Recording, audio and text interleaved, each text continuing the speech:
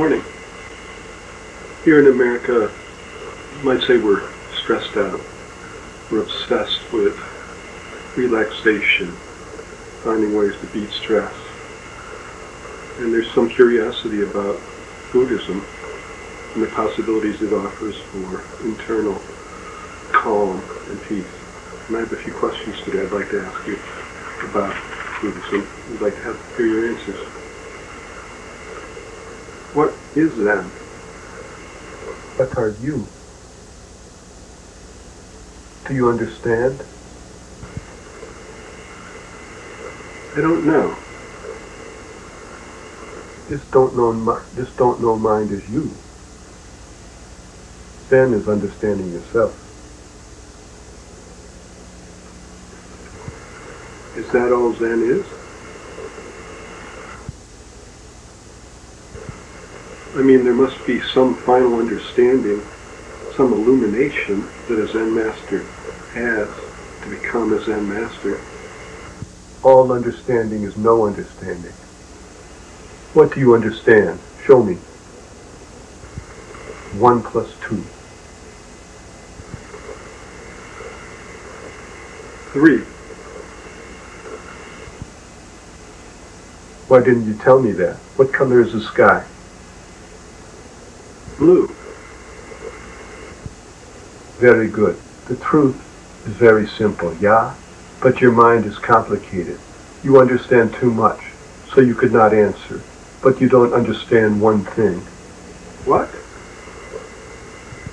2 equals 0. I don't see how. Okay, suppose someone gives me an apple. I eat it. Then he gives me 2 more apples. I eat them. All the apples are gone. So 1 plus 2 equals 0. Let's understand this. Before you were born, you were 0. Now you are 1. In the future you will die and become... In the future you will die and again become 0. All things in the universe are like this. They arise from emptiness and return to emptiness. So 0 equals 1. 1 equals 0. I see that. In elementary school they teach that 1 plus 2 equals 3.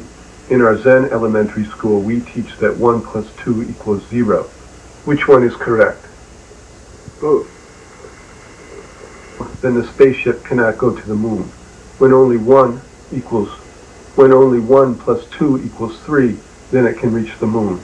But if 1 plus 2 also equals 0, then in the way the spaceship will disappear. So I say neither is correct. Why? Then what would be the proper answer? Is wrong, so I hit you.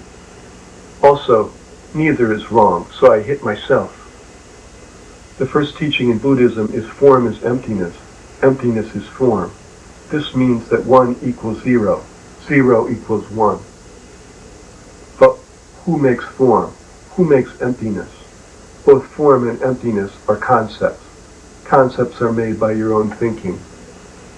Descartes said, I think, therefore I am. But if I am not thinking, then what?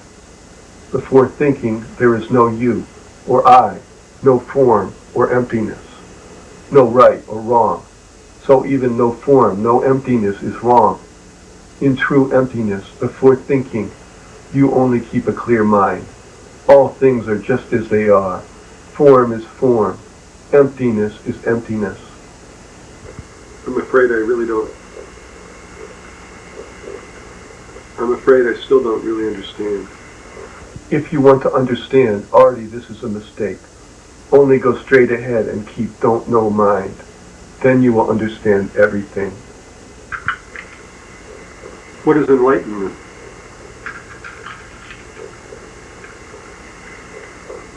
Enlightenment is only a name. If you make enlightenment, then enlightenment exists.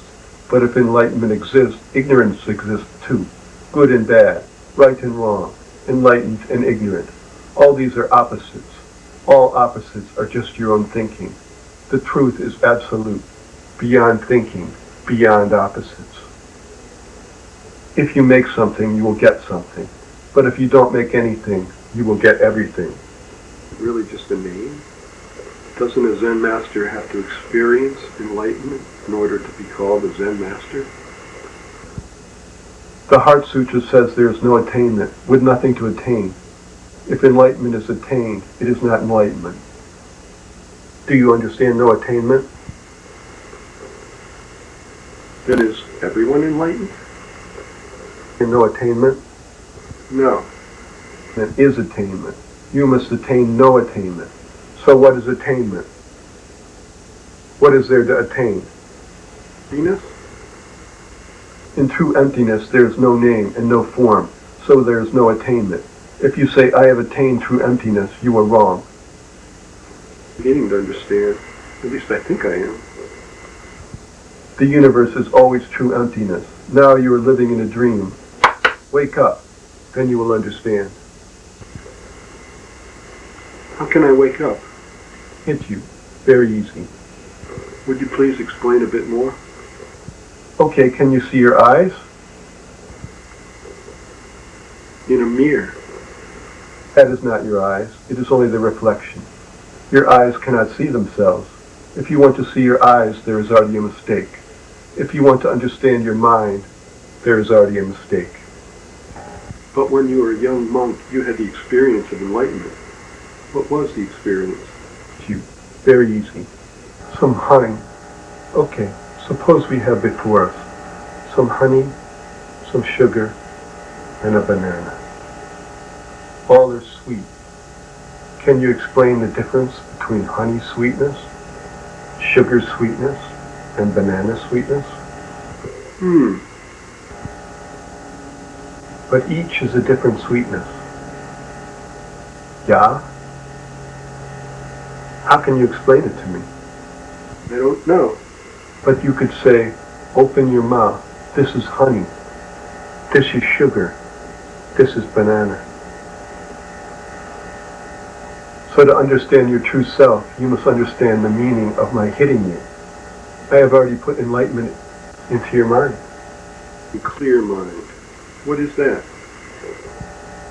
We can talk about three separate minds. The first is attachment mind. This is called losing your mind. Next is keeping one mind. The third is clear mind.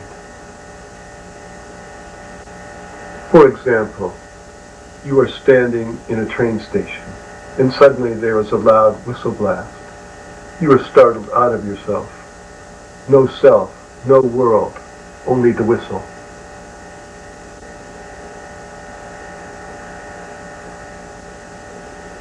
Or if you haven't eaten for 3 days and someone gives you food, you gobble it down without thinking.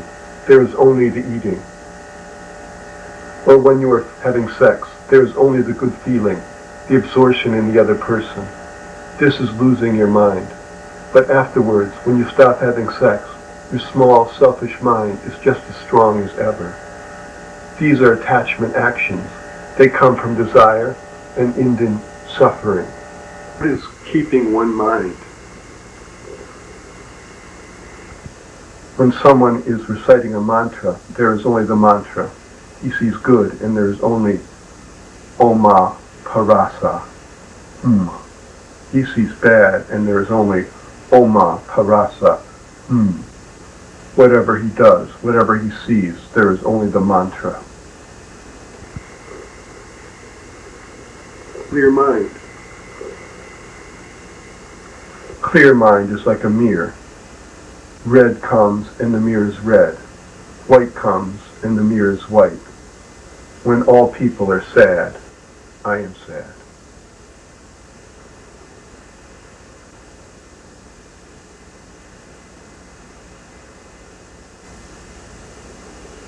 When all people are happy, I am happy. I am happy if your mind is without any attachment. If your mind is without any attachment at all, if you have no desires for yourself, but only want to help all people, that is clear mind.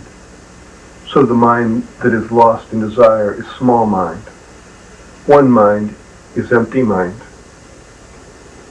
Clear mind is big mind.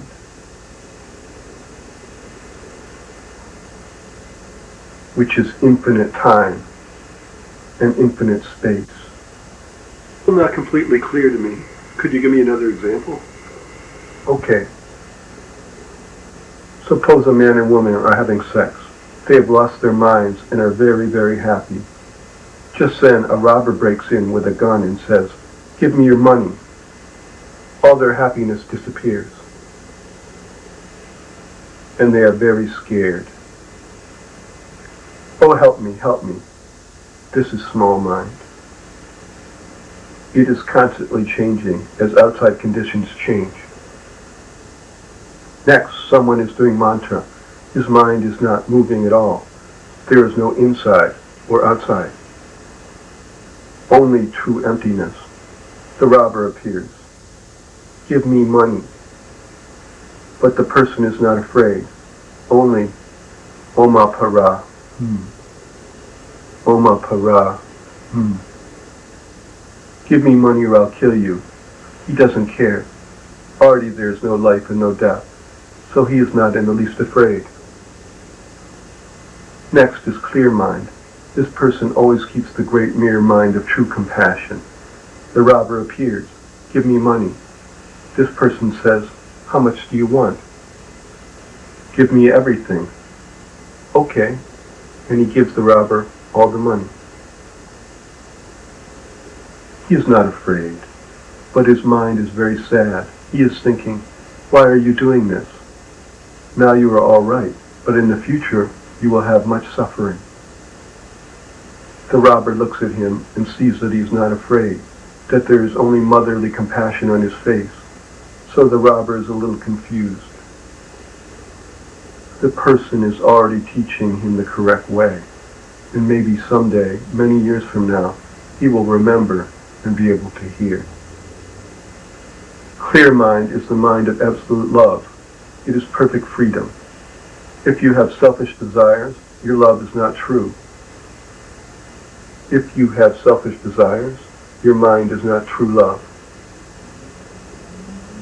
If you have selfish desires, your love is not true love. It is dependent on many conditions. If these change, you suffer. Suppose you love a woman very much and she loves you. Suppose you love a woman very much and she loves you. You go away on a trip, and when you return, you find that she has taken another lover. Your love changes to anger and hatred. So small love always contains the seeds of suffering. Big love has no suffering. It is only love. So it is beyond joy and beyond suffering. What do you do with your freedom? When I am hungry, I eat. When I am tired, I sleep.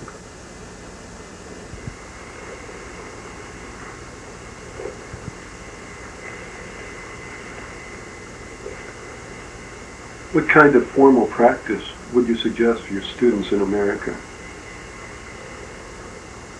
I know that at your Zen centers in America, sometimes it's recommended that people sit for 4 hours or more at a time. Is this really necessary?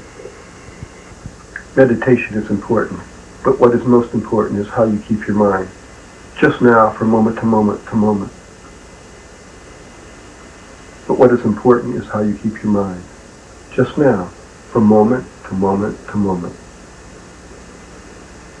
Body sitting is not necessary. It is only one kind of outside form. What is necessary is mind sitting. True sitting means cutting off all thinking and keeping a mind that doesn't move.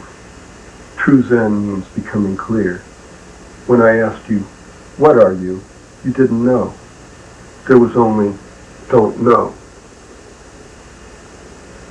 If you keep this don't know mind when you're driving, this is driving Zen. If you keep it when you're playing tennis, this is tennis Zen. If you keep it when you're watching television, this is television Zen. You must keep don't know mind always and everywhere. This is the true practice of Zen. The great way is not difficult. Just don't be attached to distinctions. If you can let go of all your likes and dislikes, everything will become perfectly clear.